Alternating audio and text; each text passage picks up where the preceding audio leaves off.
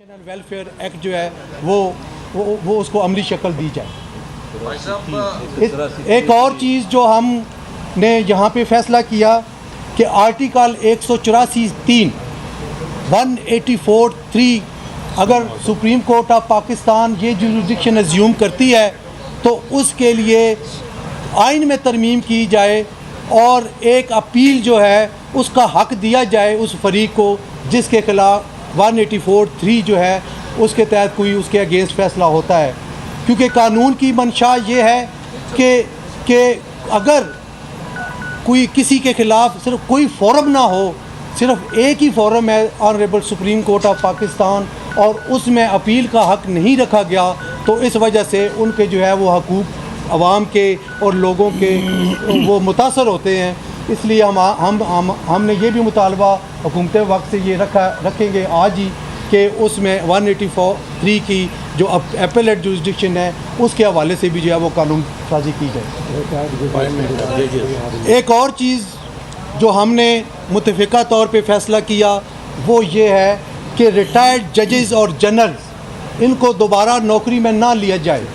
माशाल्लाह पेंशन और बाकी पेंशनरी बेनिफिट्स इतने ज़्यादा हैं कि अगर उनको दोबारा नौकरी ना मिले तो बहुत एहसन तरीके से उनका गुजारा हो सकता है। और मुल्क की मौजूदा जो सूरत हाल है मुआशी, उसको मद्देनज़र रखते हुए हर शोबा ज़िंदगी में लोग अपने जो पेट काट रहे हैं, अपने जो अखराजात हैं उनमें कट डाउन कर रहे हैं, तो क्यों ना हम ये हुकूमत वक्त से मुतालबा करें कि रिटायर्ड जजेस और रिटायर्ड जनरल्स को दोबारा किसी नौकरी पे वो ना लाया जाए, बल्कि ऐसे हकदार जो वो काबिलियत और जो उस मयार पे पूरा उतरते हैं, और नौजवान लोग जो एनर्जेटिक भी हैं, जो काम करने की सलाहियत भी रखते हैं, उनको मौका जो है वो दिया जाए, ना कि जो है वो दोबारा रिटायर्ड लोगों कॉन्ट्रैक्ट पे आप रखते हैं। और जो कॉन्ट्रैक्ट पे आता है उसको पता है आपको कि वो जो उसको रखता है, जो उसको वहाँ पे तैनात करता है, उसके तमाम अहकामात उसकी मर्ज़ी और मंशा के मुताबिक जो है वो पूरे होते हैं। तो कोई इंडिपेंडेंट फ़ैसला करने वाले जो लोग हैं उनको यहाँ पे लाना चाहिए आम आदमी के लिए और ख़ास के लिए। जुडिशल कमीशन के रूल्स, ये हमारे जो इत्तफाक से जुडिशल कमीशन के जो मेंबरान हैं तमाम बार कौंसिल के बशमूल पाकिस्तान बार कौंसिल के, वो तमाम भी मौजूद थे। आज उन्होंने भी एक जो है वो अपना मुतालबा दोहराया और इस फोरम ने उनके मुतालबे को भी एंडोज़ किया कि यूनानी मसली ये एंडोज़ किया कि सबसे बड़ा प्रॉब्लम जो एलिवेशन ऑफ जजेस इन हायर कोर्ट्स होता है उसमें जो है वो रूल्स जो है वो सही फ्रेम नहीं किए गए। हम समझते हैं कि बहुत पहले 2010-11 में कहीं किए गए थे, और वक्त के साथ साथ बेहतरी की गुंजाइश हर कानून और आइन में होती है, इसीलिए तरमीम वाली शिक जो है वो रखी जाती है। इसमें भी तरमीम होनी चाहिए, और एक मुसवदा तरमीम का रूल्स में वो तमाम मेंबरान ने जो ऑनरेबल चीफ जस्टिस साहब को दिया हुआ है, उसके लिए भी हमारा मुतालबा ये है कि वो चीफ जस्टिस ऑफ पाकिस्तान मेंबरान जुडिशल कमीशन को ऑन बोर्ड लें और उनके साथ बैठ के रूल्स जो हैं एलिवेशन क्राइटेरिया मुकर्रर करें। चूँकि बार कौंसिल और बार एसोसिएशन ने हमेशा ये मुतालबा किया कि जो सीनियरिटी का प्रिंसिपल है उस पर हम कोई सौदेबाजी नहीं करेंगे, लेकिन होता ये है कि मनपसंद लोगों को जो सीनियरिटी में 20-20 10वें नंबर पे होते हैं उनको उठा के जो है वो सुप्रीम कोर्ट ऑफ पाकिस्तान में लाया जाता है। हम उनके बारे में कोई बात नहीं करते, लेकिन ये हमने देखा है और ये हमारे तजर्बे में ये बात आई है कि जिनको इग्नोर किया जाता है वो उस जज्बे, उस लगाव और उस तनदेही के साथ फिर वो बेंच पे काम नहीं करते। ये उन लोगों के साथ ज़्यादती है। अगर आप समझते हैं कि वो सुप्रीम कोर्ट में लाने के काबिल नहीं है तो फिर हाई कोर्ट में भी रहने के काबिल नहीं है, तो फिर उनको हाई कोर्ट में आपने क्यों तैनात कर रखा है।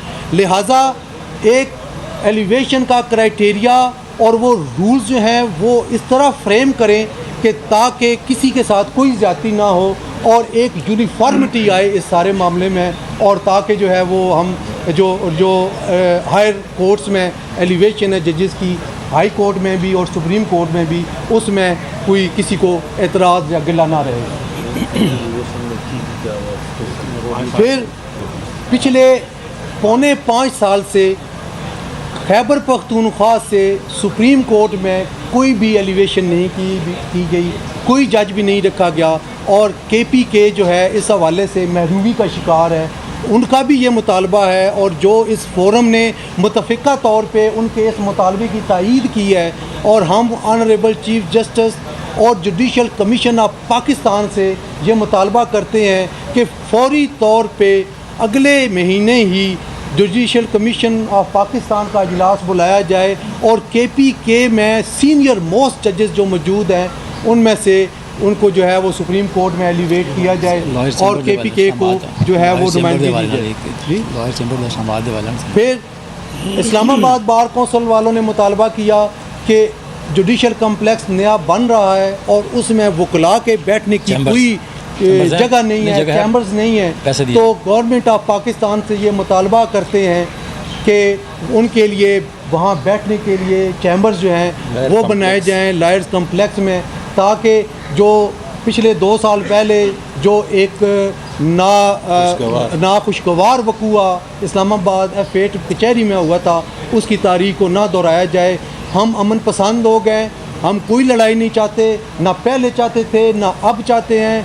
हम अपने मुतालबे और अपने डिमांड जो हैं वो उन फोरम्स तक और आला शख्सियात तक इंतहाई अदब के साथ पहुंचा रहे हैं। हमें सुना जाए, हमारे मुतालबे पूरे किए जाएं, और ताकि वकला जो हैं वो यकसुई के साथ और लगन के साथ जो है वो अपना फ़र्ज़ जो है वो अदा कर सकें। बहुत बहुत शुक्रिया, बहुत बहुत मेहरबानी।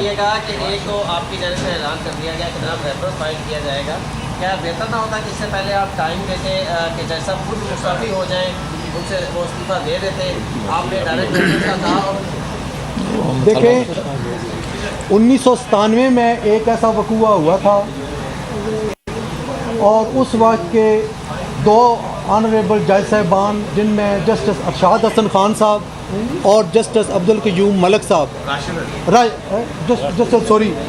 राशिद अजीज़ साहब, उन दोनों ने फौरी तौर पे इस्तीफ़ा दे दिया था, और हमने ये मुतालबा किया था वेरी फर्स्ट डे। अगर आप हमारी प्रेस रिलीज़ देख लें, और फिर लाहौर में हमने प्रेस कॉन्फ्रेंस की थी, उसमें हमने ये कहा था कि मुस्ताफ़ी हो जाएं, लेकिन ऐसा नहीं हुआ।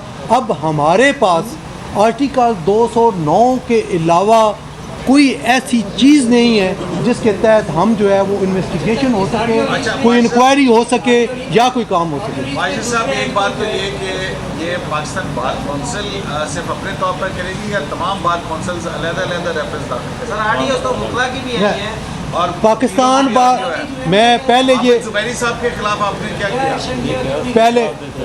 पहले अर्ज़ सुन लें, आपके दो क्वेश्चन है। पहला क्वेश्चन ये है कि पाकिस्तान बार कौंसिल अपने तौर पे करेगी और बाकी 5 बार कौंसिल्स अपने तौर पे करेगी। ये 6 रेफरेंस होंगे, तो सेपरेटली फाइल होंगे। इसमें एक रेफरेंस नहीं होगा कि पाकिस्तान बार कौंसिल जो है वो करेगी और ऑन बिहाफ ऑफ बाकी बार कौंसिल्स नो। तो रेफरेंस आपका पड़ा रहेगा। हमने अपनी आवाज़ बुलंद करनी है, हमने अपना तारीखी किरदार अदा करना है, वो हम करते रहेंगे। नहीं, तो ये रेफरेंस सुना भी जाए, इसके लिए आप क्या करेंगे? देखें ये बात आप ज़रा थोड़ा सा बहुत आगे चले गए।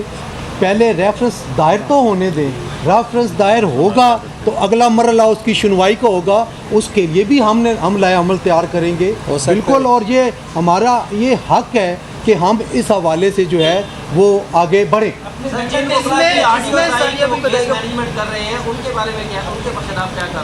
किन के खिलाफ? President bar council. मैं अर्ज़ करता हूँ, मौजूद है। मैं अर्ज़ करता हूँ, ये भी डिस्कशन हुई। देखें, जज को नोटिस देने का हमारे पास कोई इख्तियार नहीं। जज को इंक्वायरी या इन्वेस्टिगेशन या किसी हवाले से भी उसकी सुनवाई करने के लिए आर्टिकल 209 है कॉन्स्टिट्यूशन में, इसके अलावा और कुछ नहीं है। जहाँ तक वकील साहब का तल्लक है, वो हमारे पास नोटिस देने का भी इख्तियार है, हमारे पास लाइसेंस कैंसिल करने का भी इख्तियार है। हम उनको जो पाकिस्तान बार कौंसिल की डोमेन है, क्योंकि वो एडवोकेट सुप्रीम कोर्ट है, तो आप तो हम उनकी अदालत में पेश होने से रोक तो सकते हैं। हम जो हमारी पाकिस्तान बार कौंसिल है, वो जो है इस मामले में वो जो है वो मामलात को चलाएगी और नोटिस देंगे और उनको सुनेंगे। उसके बाद हम उनके बारे में फ़ैसला करेंगे। हम उनको अनअटेंडेड जाने नहीं दे रहे। नोटिस दी क्यों नहीं दिया अभी तक? आज हमने फैसला किया है ना, इस वक्त तो नोटिस नहीं दिया, ठीक है। तो आज जो है वो हम इसके आगे चलेंगे। उसके लिए भी मीटिंग रखनी पड़ती है। एक मैं अकेला या वाइस चेयरमैन साहब फैसला नहीं करने वाले। तो हम इसमें जो कलेक्टिव जो विजडम है जो हमने लिया है, वो पाकिस्तान बार कौंसिल के सामने हम रखेंगे और बहुत जल्द उसमें